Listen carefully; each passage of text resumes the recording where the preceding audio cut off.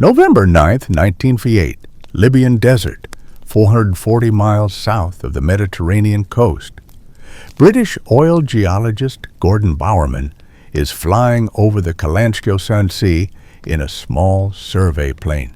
He's looking for oil deposits, studying rock formations, mapping the emptiest desert on Earth.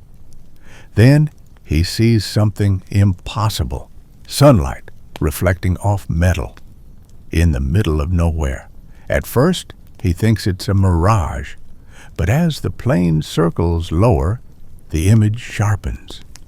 It's an airplane, a 4-engine bomber sitting upright on flat sand, looking like it landed yesterday. Bowerman radios his base. "I've found an aircraft, American, large bomber. It looks brand new." His supervisor thinks he's suffering from heat exhaustion. "Gordon, there's nothing out there. You're 440 miles from the coast." "I'm telling you, there's a plane here, and it looks perfect." When the recovery team arrives 3 days later on November 12th, they can't believe what they're seeing. The plane is intact, paint still bright, tires inflated, guns loaded. The radio equipment, when they connect a battery, still works after sitting in the desert for over 15 years. Inside the cockpit, they find a thermos of coffee.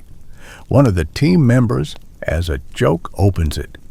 The coffee is still drinkable, but there's no crew, no bodies, no blood, no sign of struggle, just an empty ghost ship sitting in the sand.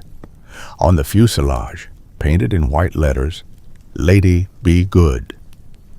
They check the serial number, 4124301. They radio U.S. Air Force headquarters. Within hours, they get a response that makes their skin crawl. Lady Be Good went missing on April 4th, 1940, 15 years and 7 months ago. The plane and her crew were declared lost at sea, presumed crashed in the Mediterranean. Case closed, but she's not in the Mediterranean. She's 440 miles inland in perfect condition with no crew. The mystery makes international headlines. Where are the 9 men? What happened that night in 1943? And how did this plane survive 15 years in the desert looking like it could fly again? The answers, when they finally come, are worse than anyone imagined. April 3rd, 1943. Soluj Airfield, Libya. Evening. 9 young men sit in the officer's tent, nervous and excited. Tomorrow is their first combat mission. They're the crew of B-24 Liberator bomber number 41-24301, newly assigned to the 376th Bombardment Group. They've trained together for months in the United States. They've flown the plane across the Atlantic. They know each other's habits, jokes, fears. They're a crew, a family. Let me tell you about each of them, because in less than 24 hours, all 9 will be dead. The pilot is First Lieutenant William J. Hatton, 27 years old, from Long Island, New York. He's the oldest, the commander, the one responsible for bringing everyone home. Bill is married. His wife Dorothy is pregnant with their first child. She's due in August. Bill carries her photo in his flight suit pocket. He looks at it every night before sleep. The co-pilot is Second Lieutenant Robert F. Toner, 24, from North Attleboro, Massachusetts. Bobby keeps a diary writing down everything that happens. He's meticulous, detail-oriented.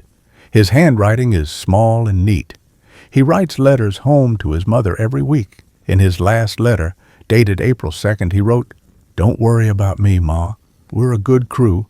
We'll take care of each other." The navigator is Second Lieutenant D.P. Hayes, 23, from San Angelo, Texas. His real name is Demond Parker Hayes, but everyone calls him DP. He's responsible for finding the way to Naples and back. Navigation over water at night is difficult. DP is good at his job, but he's never done it in combat. He's never navigated through flak and fighters in fear. The bombardier is Second Lieutenant John S. Woravka, 23, from Cleveland, Ohio. Johnny grew up during the Depression. His family lost everything. He joined the Army Air Forces to send money home. He's engaged to a girl named Helen. They plan to marry when he gets back. The wedding is scheduled for December 1940. The radio operator is Technical Sergeant Robert E. Lamott, 21, from Lake Villa, Illinois. Bobby Lamott is the youngest officer. He's quiet, serious, deeply religious. He reads the Bible every night. The crew jokes that he's their chaplain. He doesn't mind. The flight engineer is Staff Sergeant Harold S. Ripslinger, 21, from Sheboygan, Wisconsin. Rip is loud, funny, always joking. He keeps morale up. When the crew is nervous or scared, Rip makes them laugh. He's also the best mechanic on the base. He can fix anything. The gunners are 3 men who will spend the mission in the back of the plane, manning the .50 caliber machine guns, watching for German fighters. Staff Sergeant Guy E. Shelley, 2, from New Jersey. Shelley is artistic. He draws cartoons of the crew, caricatures that make everyone laugh. He's been drawing since he was a kid. He wants to be an illustrator when the war ends. Staff Sergeant Vernon L. Moore, 1, from New Philadelphia, Ohio. Moore is the athlete. He played football in high school. Strong, tough, competitive. He volunteers for the most dangerous gun position, the tail turret, because he's not afraid of anything. Staff Sergeant Samuel E. Adams, from Eureka, Illinois. Adams is the farm boy. He grew up working his family's land. He's used to hard work, long hours, physical endurance. He's the strongest man on the crew. He can lift ammunition boxes that take 2 other men to carry, 9 men, average age 23. Tomorrow morning, they'll fly their first combat mission together. Tonight, they're trying not to think about what could go wrong. Hatton gathers the crew for a final briefing. Gentlemen, tomorrow we hit Naples. It's a long flight, 700 miles each way. We'll be in the air about 7 hours. The target is the harbor. Intelligence says German flak will be heavy. Stay sharp, stay focused, and we'll all come home for dinner tomorrow night. Toner writes in his diary, April 3rd, 1940, briefed for Naples mission. First combat. Everybody nervous, but trying to act calm. Bill gave a good talk. I think we'll be okay. That night, most of them can't sleep. Hatton writes a letter to his pregnant wife. Woravka looks at the engagement ring he bought for Helen. Lamott reads Psalm 23, Yea, though I walk through the valley of the shadow of death, I will fear no evil. Ripslinger, trying to lighten the mood, tells jokes. Nobody laughs. Even he's scared. Adams, the farm boy, thinks about home, about plowing fields, about simple, honest work. This, flying into combat, dropping bombs on people, feels unreal, like a nightmare he can't wake up from. Only Shelley sleeps, the artist. He's always been able to sleep anywhere, anytime.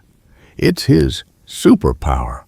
April 4th, 1943, 2 p.m. 25 B-24 Liberators take off from Saluch Airfield, heading north across the Mediterranean toward Naples. Lady Be Good is bomber number 64 or 224301, flying in formation with the 514th Bombardment Squadron. Inside the plane, the crew settles into their positions. Hatton and Toner in the cockpit controlling the aircraft, Hayes at the navigation table calculating courses and positions, Woravka in the nose, preparing the bomb site, Lamott at the radio, Ripslinger monitoring the engines. The 3 gunners, Shelley, Moore, Adams, at their positions, watching the sky. The flight north takes 3.5 hours. The Mediterranean stretches below them. blue and endless. Some crews turn back with mechanical problems. By the time they reach Naples, the formation has tightened. 25 bombers approaching the Italian coast. At 4 o'clock p.m., they see Naples. They also see the flak. German anti-aircraft batteries open fire. The sky fills with black clouds of exploding shells. Shrapnel rips through the air. One bomber takes a direct hit and explodes. Another catches fire. The crew bailing out over enemy territory. Inside Lady Be Good, the crew experiences combat for the first time. The plane shakes from near misses. Shrapnel pings against the fuselage. Moore, in the tail turret, sees a German fighter making a pass. He fires his .50 caliber guns for the first time in combat. The fighter veers away. Waravka, the bombardier, focuses on the target through his bomb sight. Bomb bay doors open, starting bomb run. Hatton holds the plane steady despite the flak. Your airplane, John. Roger, steady, steady, bombs away. Lady Be Good drops her payload, 8 500-pound bombs, and banks away from the Naples. Mission accomplished. They survived. Now they just have to get home. The return flight begins at 4:30 p.m. It should take about 3 hours. They should be back at base by 7:30 p.m. before dark. But nothing goes according to plan. The formation breaks up. Planes scatter. Some fly faster, some slower. Some take different routes to avoid known flak positions. By sunset, Lady Be Good is flying alone, separated from the group. At 7:30 p.m., darkness falls. Heavy cloud cover obscures the stars. Navigation becomes guesswork. Hayes, the navigator, is doing his best. He's calculating dead reckoning position based on airspeed, compass heading, and elapsed time. According to his calculations, they should reach the Libyan coast around 8 p.m. 8 p.m. arrives. Hayes tells Hatton, "We should be approaching the coast now." They look down. Nothing but darkness. They can't see anything through the clouds.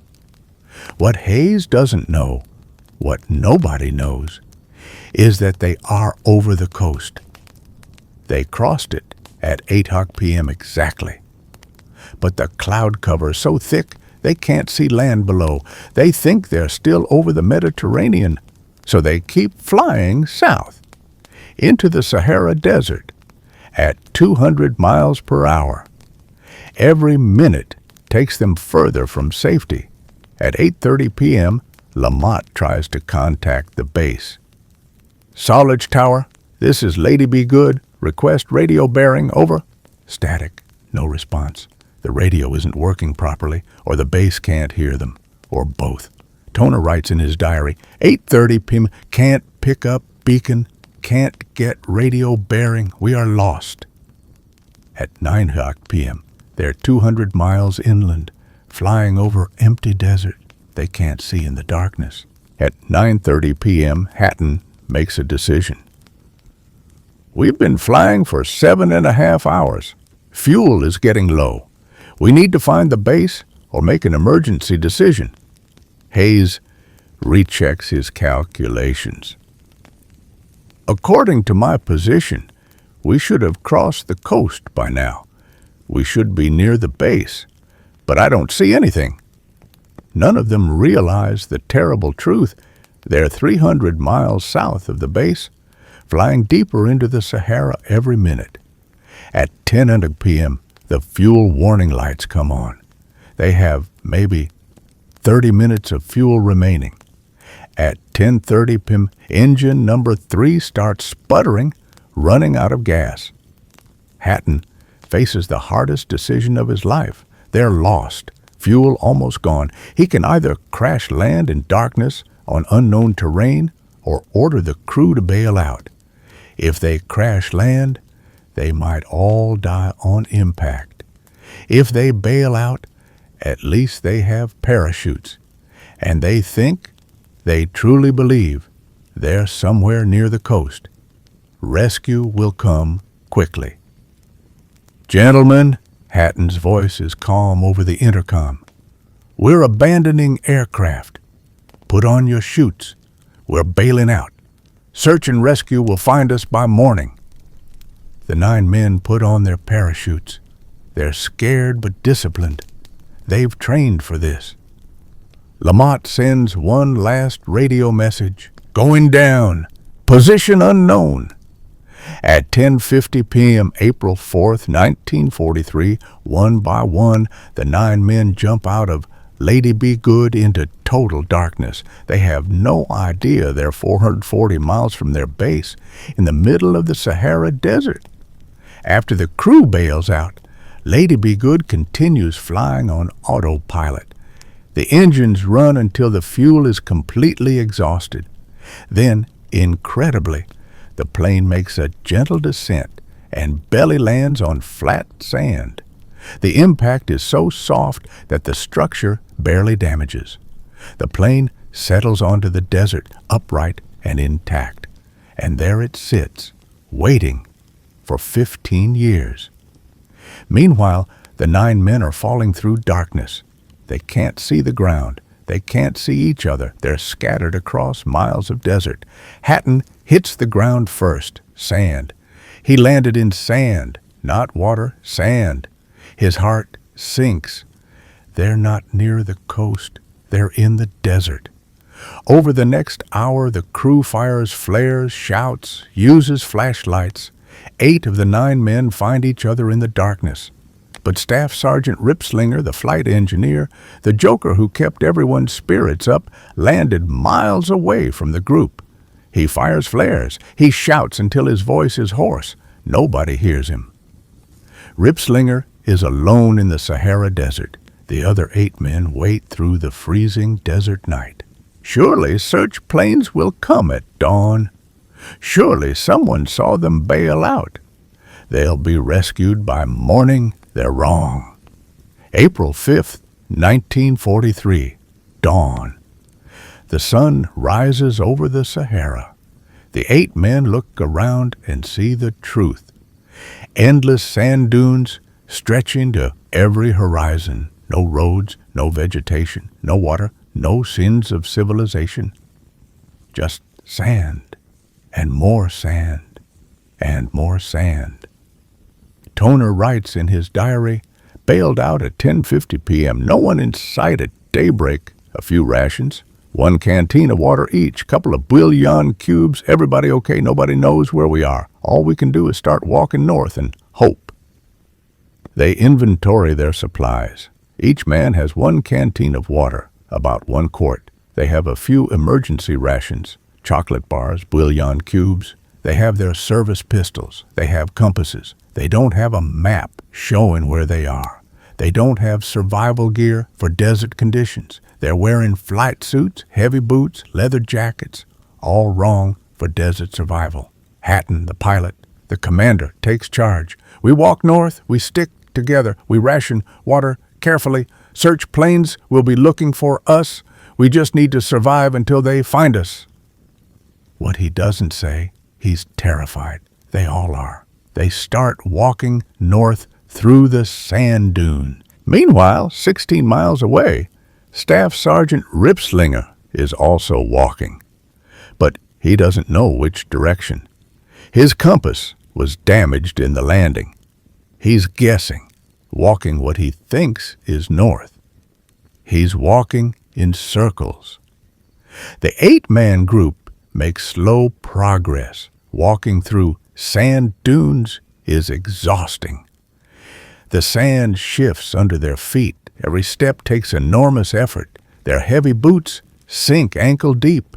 By midday, the temperature reaches 125 degrees Fahrenheit. The sun is merciless. There's no shade anywhere. They're wearing dark flight suits that absorb heat. Adams, the farm boy, the strongest man on the crew, is struggling. "I've worked in the sun all my life, but this is something else." They rest during the hottest part of the day, lying in whatever minimal shade they can create with their bodies. They're already desperately thirsty, but they ration the water. one small sip every few hours. Toner continues his diary. April 5th, started walking at dawn. Sun unbearable. Still no planes, everybody holding up okay, but water going fast. That night, temperatures dropped to near freezing. They huddled together for warmth, shivering in their sweat-soaked clothes. Hatton looks up at the stars. Clear sky now. He tries to calculate where they might be. If they walked 15 miles today, if they can do 15 miles tomorrow, maybe they'll reach help in a week. He doesn't say what he's really thinking. They won't survive a week. April 6:40, day 2. They wake at dawn and continue walking north. Every muscle aches. Their lips are cracking, skin burning despite the flight suits, feet bleeding inside their boots. The water is almost gone. Each man has maybe 2 or 3 swallows left. Moore, the athlete, the tough guy who wasn't afraid of anything, is weakening fast. "I don't feel good, fellas. I don't think I can make it much further." They try to encourage him. They try to help him walk. But there's nothing they can do. No water to give him, no medicine, no way to carry him. By midday, Moore collapses. Severe dehydration, delirious, dying. The others gather around him. Lamont, the religious one, prays. "The Lord is my shepherd, I shall not want." Moore dies that afternoon, 21 years old, the football player who wasn't afraid of anything, dead from thirst. They can't bury him. The sand is too difficult to dig. They mark the location, say a prayer, and keep walking. 7 men now. Toner writes, April 6th, Moore died today. We're all getting weaker. No planes, still walking. Don't know how much further we can go. That night, Staff Sergeant Guy Shelley, the artist who drew cartoons for the crew, dies in his sleep. His body simply gives up. Severe dehydration, heat exhaustion. He's 22 years old. 6 men wake up on April 7th, 1940, day 3. The survivors are in terrible condition, severely dehydrated, sunburned, feet shredded. Some are drinking their own urine, which only makes dehydration worse. They're moving slower now. Some men can barely walk. The group is starting to separate, the stronger ones moving ahead, the weaker ones falling behind. Woravka, the bombardier who was engaged to Helen, who was planning a December wedding, is hallucinating. He thinks he sees water. He runs toward it. It's a mirage. He collapses in the sand, sobbing. Lamont tries to comfort him, but Lamont is also dying. The religious radio operator who read the Bible every night. His lips are black. His tongue is swollen. He can barely speak. Toner, still keeping his diary with incredible discipline, writes the most heartbreaking entry. April 7th, still having prayer meetings for help. Had a letter from home today. Everyone doing fine. Not much water left. There was no letter from home. He's hallucinating. But his mind is trying to comfort him as he dies. That entry is the last one Toner ever writes. He dies sometime on April 8th, still clutching his diary. 24 years old. The remaining 5 men are no longer walking together. They've scattered, each man struggling forward alone, delirious, dying. Over the next 2 days they drop one by one. Lieutenant Hatton, the pilot, the commander, the man responsible for bringing everyone home. He dies thinking about his pregnant wife, Dorothy, wondering if the baby was born, wondering if it's a boy or a girl. He'll never know. He dies set miles from where they parachuted. Lieutenant Hayes, the navigator, he dies consumed by guilt. His navigation error doomed them all. He dies 80 miles from the landing zone. Lieutenant Woravka, the bombardier. Helen will never wear the engagement ring he bought her. He dies 85 miles from where they started. Sergeant Lamont, the religious radio operator, his final prayer unanswered. He dies 90 miles into the desert. The last man walking is Staff Sergeant Samuel Adams, the farm boy from Illinois, the strongest man on the crew.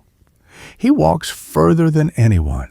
Adams walks 109 miles through the Sahara Desert with one canteen of water, 109 miles, through sand dunes in 130-degree heat, dying of thirst, hallucinating, feet destroyed, skin burned black.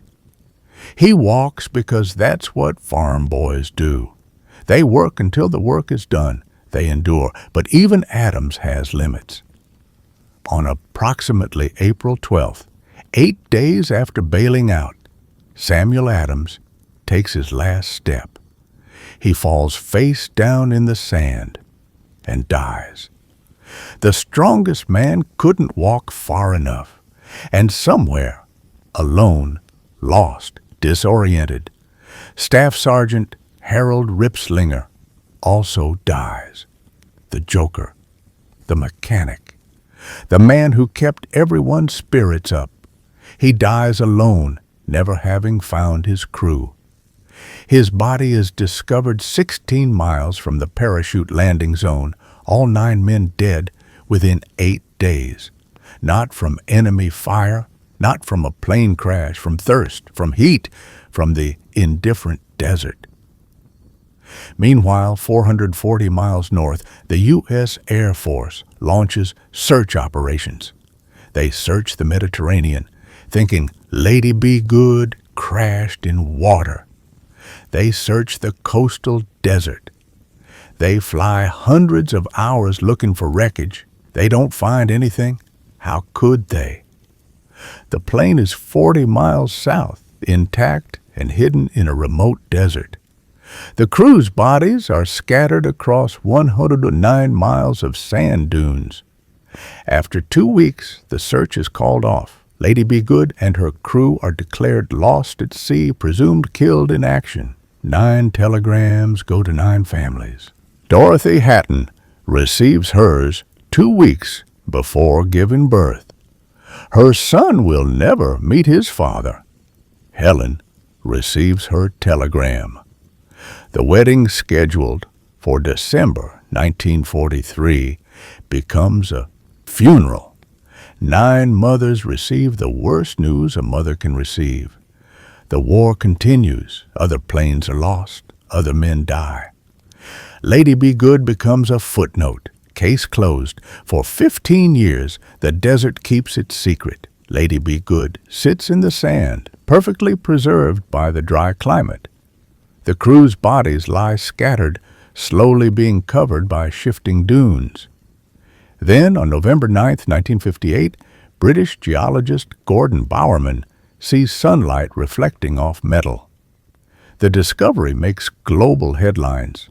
Ghost bomber found after 15 years. The mystery captures worldwide imagination. Where is the crew? Are they alive? The U.S. Air Force immediately launches an investigation.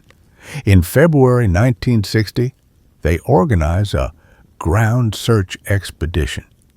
The search team starts at the plane and works outward in all directions, walking in grid patterns, looking for any sign of the crew. On February 11, 1960, 16 years and 10 months after the crew died, they find the first body. Lieutenant William Hatton, the pilot, the father who never met his son. He's lying face down in the sand at miles northwest of the plane. His body is partially mummified by the dry desert air. His flight suit is still intact. In his pocket, they find the photograph of his wife, Dorothy. Over the next several weeks, they find more bodies. Each discovery tells part of the story. They find Lieutenant Toner 80 miles from the plane. In his flight suit pocket, wrapped in waterproof cloth, is his diary. The pages are brittle and sun-damaged, but legible. his meticulous handwriting documenting those final days. The last entry, still having prayer meetings for help. They find Waravka, Lamott, Hayes, Moore, Shelley. Each body scattered across the desert, each man having walked until he physically couldn't take another step. They find Samuel Adams 9 miles from the plane, the farm boy who walked further than anyone. When they examine his body, his boots have completely disintegrated. His feet are bare bone. He literally walked himself to death. They find Ripslinger 16 miles from the landing zone, alone, separated from the group. 8 bodies recovered, one likely buried too deep under shifting sand, never found. The bodies are returned to the United States for burial with full military honors. 16 years after they died, the crew of Lady Be Good finally comes home. The funerals are attended by families who have been living in uncertainty for 16 years, wives who remarried, children who grew up without fathers, mothers who never stopped hoping. Dorothy Hatton attends with her son William Jr., now 15 years old. This is the first time he's truly said goodbye to the father he never knew. Helen, Waravka's fiancée, never married. She kept his engagement ring for 16 years. She buries it with him. The investigation reconstructs what happened, the navigation error, the flight deep into the Sahara, the decision to bail out, the tragic walk through the desert. They discover the cruelest irony of all. If the crew had walked northwest instead of straight north, they would have reached an oasis 25 miles from where they landed. The oasis had water, vegetation, and was occasionally visited by nomads. They might have survived if they had walked northeast. They would have reached a desert track used by oil exploration teams 50 miles away. They might have been found, but they walked north into 400 miles of nothing. And the final irony, if they had somehow known that Lady Be Good landed safely, if they had walked back south to find the plane, they could have used the emergency supplies, the working radio, the signal flares. Rescue planes might have spotted the intact aircraft from the air, but they didn't know. They followed procedure. Bail out, walk toward civilization. It was the right decision with the information they had. It killed them anyway. Parts of Lady Be Good were eventually recovered. The engines were removed and tested. They still worked after 15 years in the desert. The radio equipment functioned. Even the guns could still fire. The plane's remarkable preservation helped the Air Force understand how equipment survives in extreme desert conditions. In that sense, Lady Be Good contributed to knowledge even in death. But most of the aircraft was left in the desert, too remote and too damaged by salvage operations to fully recover. Today, scattered pieces remain in the Sahara. Pieces of wing, sections of fuselage, the tail section, fragments of the ghost bomber. The story of Lady Be Good became legendary in aviation history. Books have been written, documentaries made. It's taught in Air Force survival schools as a cautionary tale about desert survival. It's also a ghost story.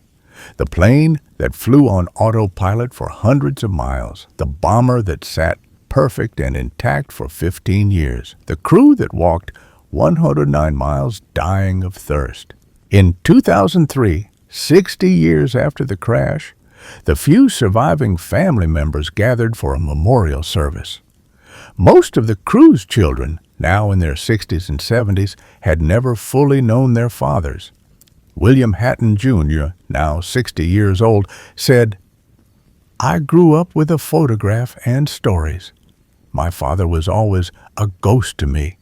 But learning what happened, how hard they fought to survive, how far they walked, that gave me something. Pride, understanding." He didn't give up. None of them did. They walked until they couldn't walk anymore. That takes courage I can't even imagine. 9 ordinary young men, average age 23. They volunteered to serve their country. They flew into combat. They survived the mission. Then they were killed by a navigation error and the merciless desert. William Hatton, 27, never met his son. Robert Toner, 24. His diary told their story. D.P. Hayes, 23. The navigation error haunted him to his death. John Waravka, 20. The December wedding never happened. Robert Lamont, 20. His prayers went unanswered. Harold Ripslinger, 21. Died alone, separated from his crew. Guy Shelley, 22. The artist who won't draw again.